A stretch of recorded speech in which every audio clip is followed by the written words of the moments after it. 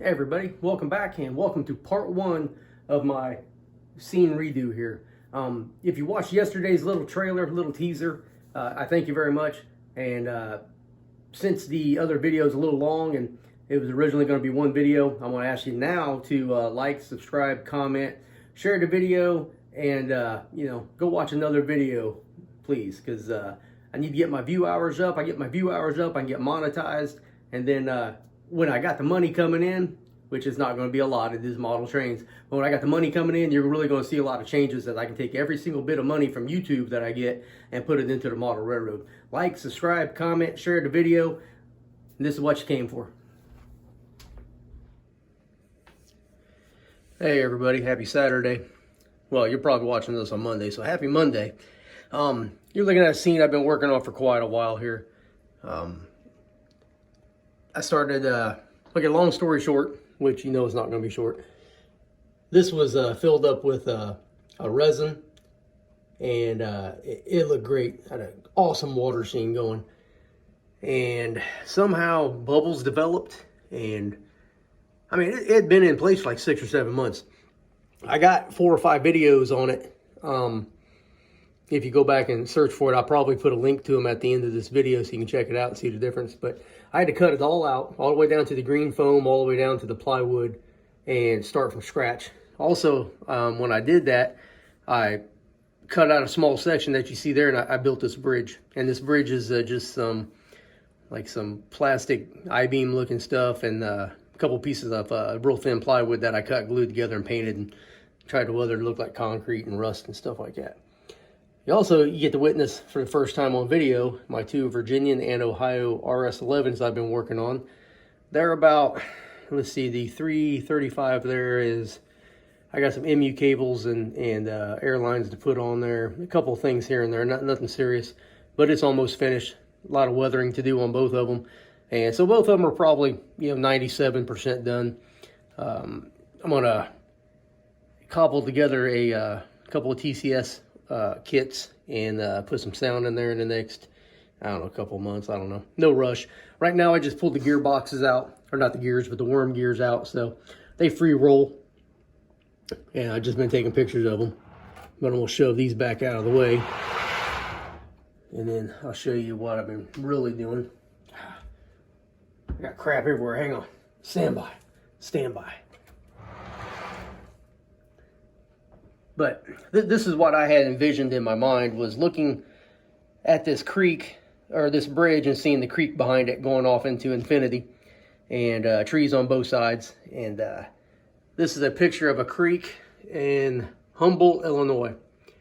And I took this a couple years ago with my dad, and we was out watching trains, and probably last summer. I got a bunch of train videos from out there, so that's probably when I did it.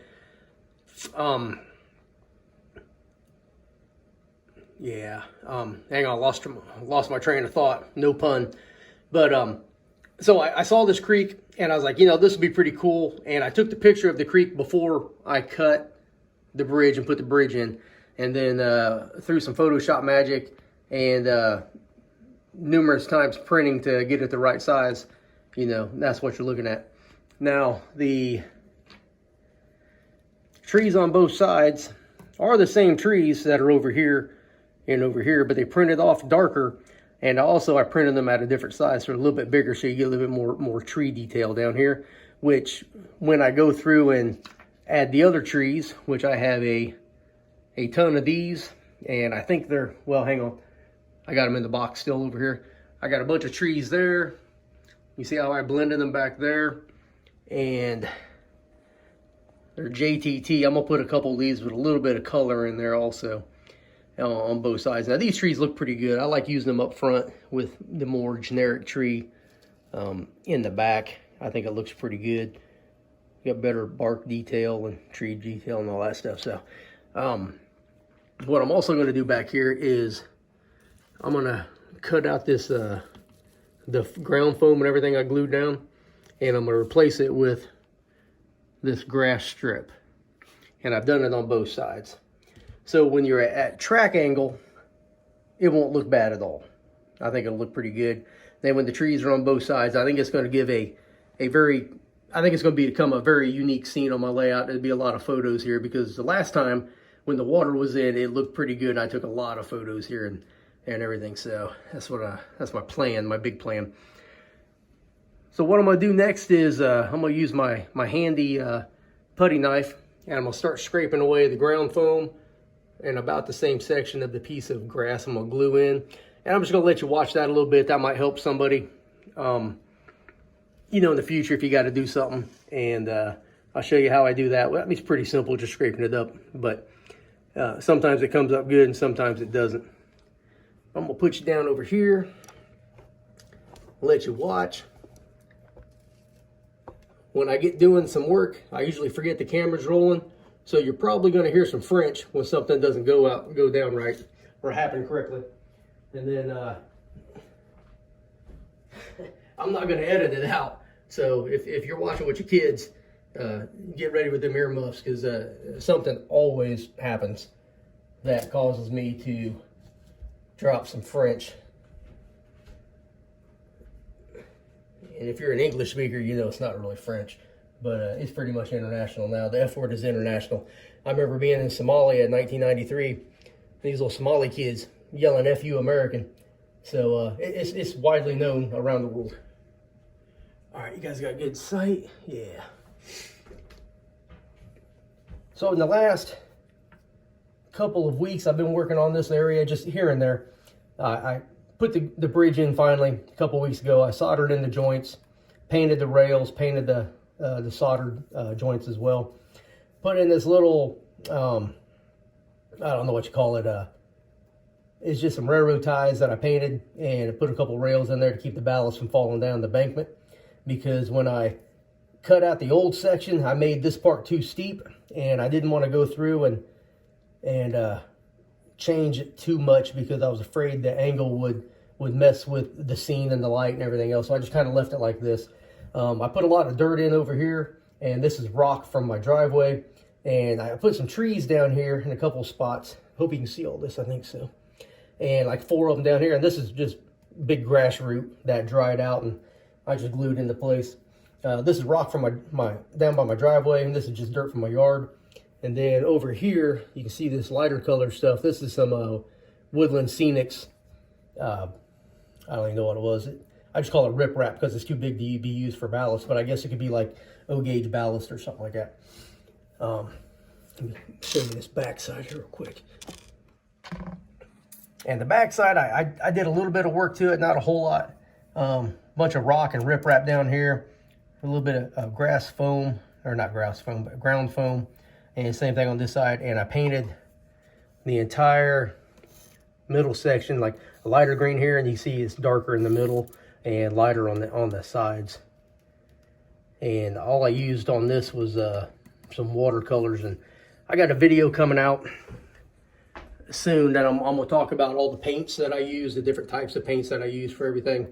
And maybe that'll help everybody when y'all go to do something similar. So, I mean, different paints have different purposes. I don't know if this watercolor or water-based paint that I used here is going to work well with the epoxy I'm going to pour in there.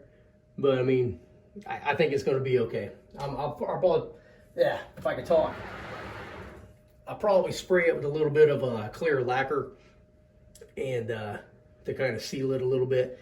I touched it up the other day. I think it looks pretty good because I can't even tell where I touched it up, so obviously I did a decent job. I think I might have had a cat visitor right here. I got some hairs around.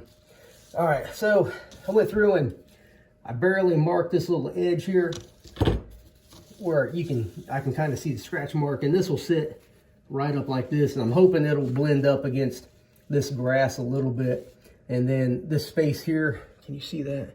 There's a little space between the ballast and the grass here. I'll probably just fill some dirt in with that, because if you just glue this this grass mat down, you can see the edge real good, and it's very defined, and you know, that's not what we want. So I'll blend that, and then I'll put the trees in probably about 2 inches out, and I think it'll look pretty good after that. But well, let's get to it. We'll see what happens.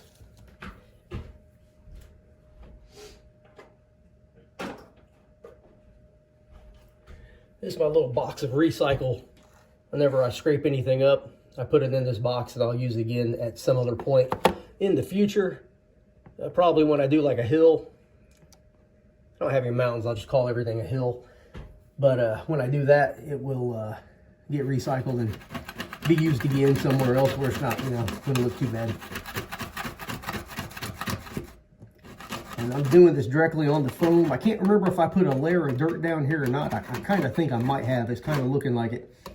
But you don't want to have the angle of the putty knife real steep. Because you're gonna gouge everything underneath, which doesn't really matter because you're about to cover it up. But at the same time, it might cause you some problems. So a lower angle will probably work out a lot better for you.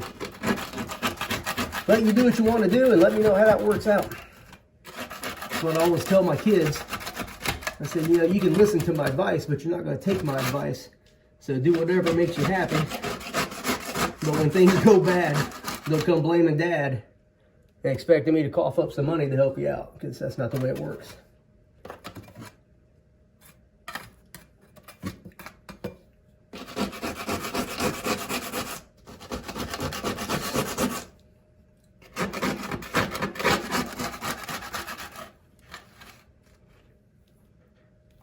Now this is not going to be very entertaining for you, so you want to fast forward. Now's the time, because I'm not going to fast forward this through there because I don't know if my video editing program will let me do that. But we'll find out. We'll find out. I signed up for this trial version of this editing program, and it said it was going to give me a notice in a week when it come time to pay for it. I never got a notice, and they charged me $70, so I got this program for a year now. And I'm going to try to use every bit of it I can. It's an app on my phone. I can't even remember what it is. It just looks like a little fox. But so far I like it. But for 70 bucks, I better like it. That could have been the decoder.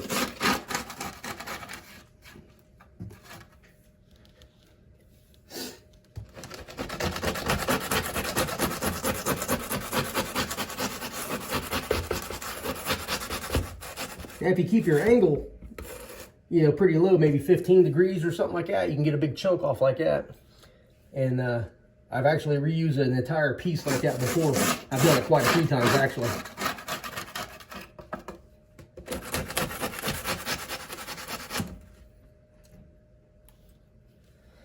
All right. Looking decent, looking decent. All right, so now I got a funny story for you here. Let me turn this around. Let you see this. Now I got bedhead from a nap, so you're not going to see my handsome face today. But this crazy looking vacuum right here is a Dyson. I don't know what my wife paid for it. I don't even want to ask, because all I know is the last Dyson cost $500. So I'm not even question this one. But we've had this for a while. But in my last, I don't know, 6, 7 videos, I referenced my wife quite a bit. And my wife is smart. Now she's always bringing me something, asking me, can you use this for your trains?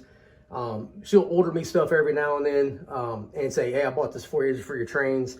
But we've had issues with vacuum cleaners, put it this way. Okay, that one time I think we had 5, and I'm like, how many effing vacuum cleaners do we need? We only need 1, you know, maybe 2 at the most. So when she bought this, she knew I was going to be upset. And I'm saying upset, but I'm probably going to be the pissed off word. And that's French now. So she comes home and has this thing, and the first thing she says, hey, look what I got. You can use this to clean your trains. It's got different settings on it, so you could probably walk around and clean your tracks and everything with it. You know, how can I get mad about that? I was like, hey, you might be right. She got me good. And it took me about a minute to realize what she had done. So once again, my wife, she's awesome. She's hot. She's damn smart. And she got me. She got me for another vacuum. So it's about to get real loud.